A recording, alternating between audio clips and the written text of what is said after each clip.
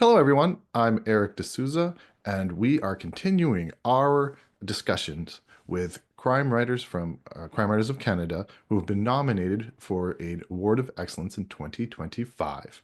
It's a tough task because there's 30 of us today, or 30 of us this year, so that's why you're probably seeing one a day from me. Today, joining me is Brenda Chapman. Hi, Brenda. How are you? Hey Eric, great to see you. I've interviewed Brenda a couple of times, but you have to go digging. It's actually been a while since we chatted, so I'm happy to be chatting again, Brenda. Yeah, it's great to catch up with you, Eric. Well, the reason we're catching up today is because Brenda has been nominated for the Best Crime Novel Set in Canada, sponsored by Shaftesbury, with a prize of $500. Her novel, Fatal Harvest, published by Ivy Bay Press, is the third book in the Hunter and Tate mystery series. And well, let's learn a little bit about you. So, in your bio, Brenda is a Canadian crime fiction author with, I believe, 26 published novels now. In addition to short stories and standalones, she has written the Stonechild and Rouleau police procedural series, the Anna Sweet mysteries novellas, and the Jennifer Bannon mysteries for middle grade. She's worked, or sorry, her work has been shortlisted for several awards, including now five Crime Writers of Canada Awards of Excellence. She is currently working on the series set in Ottawa called the Hunter Tate Mystery Series. The fourth book, Who Lies in Wait, was recently released, but we're going to be talking about the third book today, Fatal Harvest. Brenda, I have to give kudos where kudos is due. Um, Local press, and I'm try to say this right. I've practiced it, but the Kitchissippi Press It's um, just 2 times. Yeah. um, is a local press, and they wrote a beautiful article about you. I'm going to sort of borrow some of their questions because they were great questions. One thing they said, and I'm going to quote them, it's uncommon for well-known authors to choose Canadian settings. In fact, book publishers firmly are against it. But Brenda believes it's one of the reasons for her success. Can you tell us about that? Yeah, I think a lot of authors, when we first get started, they say if you want to make it, you have to set your books in the US of A. And I had an agent who told me I should do that. So I did one book in Winter's, no, what's the name of it? In Winter's Grip. I set it in upstate Minnesota because it's very near the Canadian border, and I had been there. But after that, I just thought, I'm Canadian, and this is what I know. I can't pretend that I know the U.S. the way I know my own country. So I'm just going to set my books here, and I think it has served me well in the long run, and especially with this elbows up Canadian movement going on. I think that more and more readers in Canada are going to find our authors, our Canadian authors. You chose a fairly remote location for this book. Typically, you're in Ottawa. The first two books are in Ottawa, but this time it's in a city, or more like a town, called Ashton. Um, Yeah. I read it in the article why you chose this place, but I found it interesting. So, why did you choose Ashton, a real place? Yeah, my husband and I were driving home through the country roads, to the back roads back to Ottawa, and I just saw this location around Ashton where it's farmland, big properties spread out, trees and bushes and woods in between. And I thought, wow, this would be a great place for a murder. And that's kind of how I came up with Ashton. And we'd go to Ashton. It's a village, a hamlet of 200 people, and it's really on the edge of the Ottawa municipality border. So I think half the road is Ottawa, and the other half's a different municipality. So I had to put the farmhouse where this tragedy happens on the Ottawa side. And yeah, it just kind of went from there. And they have a brew pub. They're quite famous for a brew pub and brewing beer. And we would like to go there. I went there quite often for some research. And it was a lot. And in fact, a book club took me there after the book came out for a meeting. It was a lot of fun. Yeah, I saw that from your website. Yeah. Actually, you have a great website, and in it, you you tell us a little bit of the story of what it's like to be an author at your blog. Um, Mhm. For lack of a better word, I'd say you hustle. You're really out there. Could you tell us some of the things you do? It's maybe not typical author stuff. Oh, well, I go to a lot of book clubs. I really enjoy that. I've got two coming up actually. Yeah, I do this weekly blog. When I started, that agent that told me I should set my books in the US also told me I should keep a blog. And I've been doing it for years, but I just do it Saturday mornings and I take the summers off now because it's a lot. But what else do I do? I do, pretty much anyone invites me to an event, I'll go. I Um, think you invite yourself too. not lately. And bookstores called me up to go do signings, and I'm doing a panel with Peggy Blair. She's another local author in Perth tomorrow.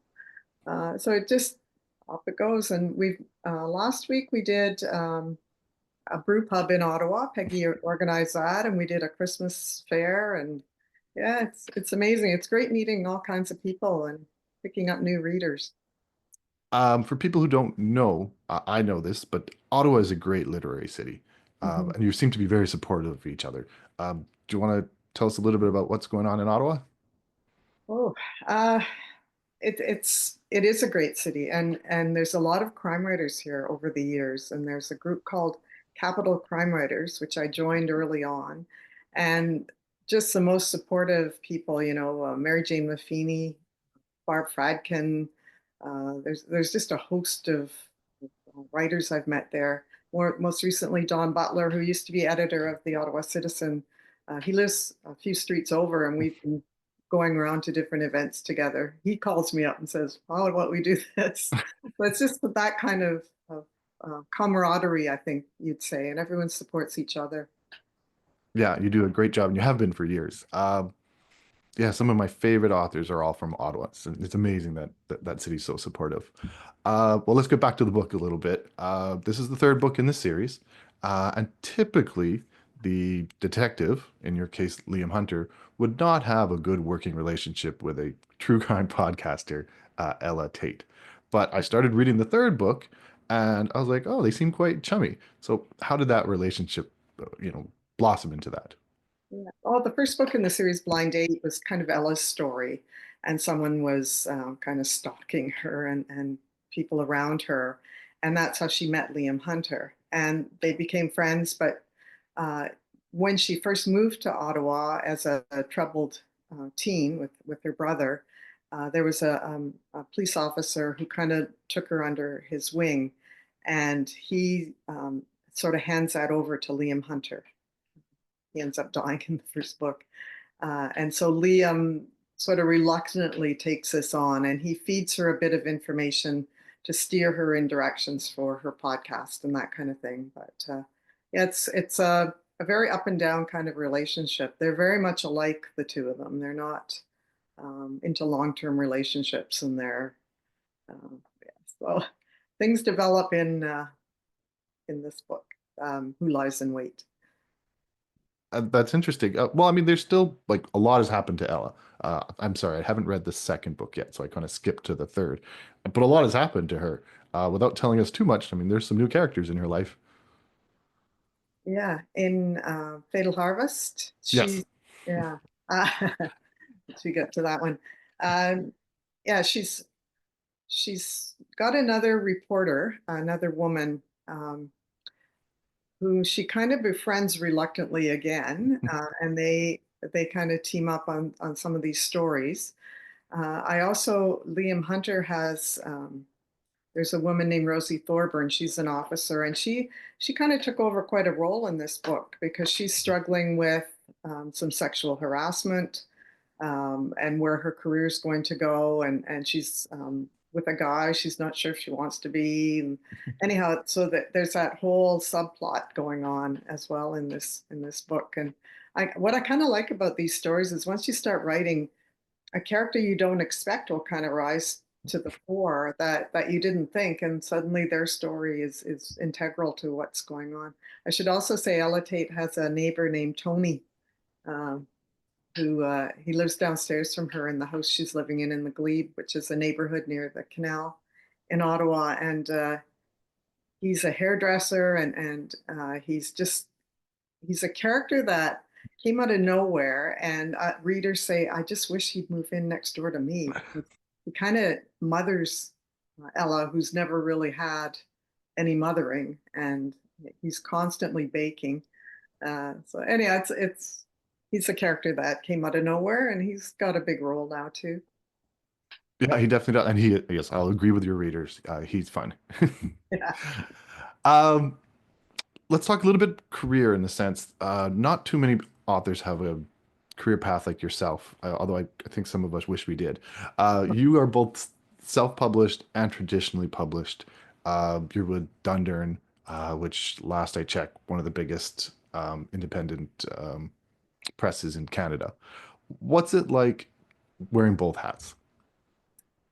It's um, it's great. You know, I tried the self-publishing because a friend of ours, Judy Pence Shaluk, whom you know quite well, Eric, kind of guided me through the self-publishing because when I thought the Stonechild series was over, I thought, well, I'll try my hand at this, and I found that I quite like it. Like I like the control, and I like you know, everything about it actually, except all the paperwork.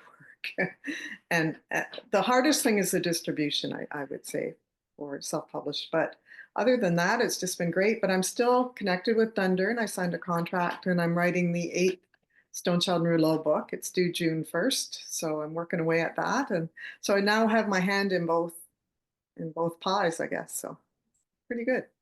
Yeah, when I was doing my research and I found that you were working on the eighth book, I was very excited. So that was great news to hear. Um, with the self-publishing thing, and I'll say, I mean, kudos to us self-published authors for us this year, as of the people I'm interviewing for are self-published, which is unheard of for the awards. What I guess every reader has to know is it's pretty hard nowadays to tell the difference. If you do a good job self-publishing, for the reader to know if it's self-published or traditionally published. I Mhm. think if you looked on your website and looked at the covers, a reader would be very hard pressed to figure out which is self-published, which isn't. But a misnomer about self-published is they think we do it all ourselves. And it isn't true. We have teams. So could you tell us about the people that help you? Yeah. It's funny you say that about the covers because the same cover designer that does my books for Dunder and freelances and does my covers for this series. And I also have the same editor I started with my first publisher in Toronto. Alistair Thompson is doing, he does an edit of my books. I have beta readers now for that series who tell me, you know, what they like and point out some errors really early on. And then I have a friend, Sue Rothery, who actually edits for the Kitchissippi Times, and she does an edit of the book as well. So that's all been great. And, you know, also in the team, I've got, you know, a lot of store managers or owners in Ottawa who have been really, really supportive. And they get my books in, they have me for signings. Yeah, I would mention Jim Sherman at Perfect Books. He's been just terrific, and Books on Beechwood. They've been so supportive. And we actually had two independent bookshops open in my neighborhood, Westboro Books and Spaniel's Tale, and the owners there have been great too. Yeah, takes a team. I agree. It takes a team. I don't know if you know this, but I hired Alistair Thompson to do my last novel too, so Uh-huh. that I can tell people that I have the same editor as Brenda Chapman.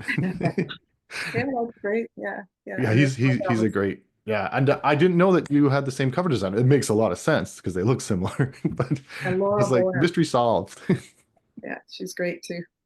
Great. Brenda, it was lovely catching up with you today. Best of luck. As I tell everyone, I don't know who won the category. Um, I've interviewed two other people, and I think it's going to be a strong, hard category to win this year. Kudos to everybody in it because Yeah, the yeah, quality is great. yeah. And every category's, you know, just chock full of great writers and great Canadian books. So people should get out and support these authors. Great. Thank you so much, Brenda. Thank you. Thanks, Eric.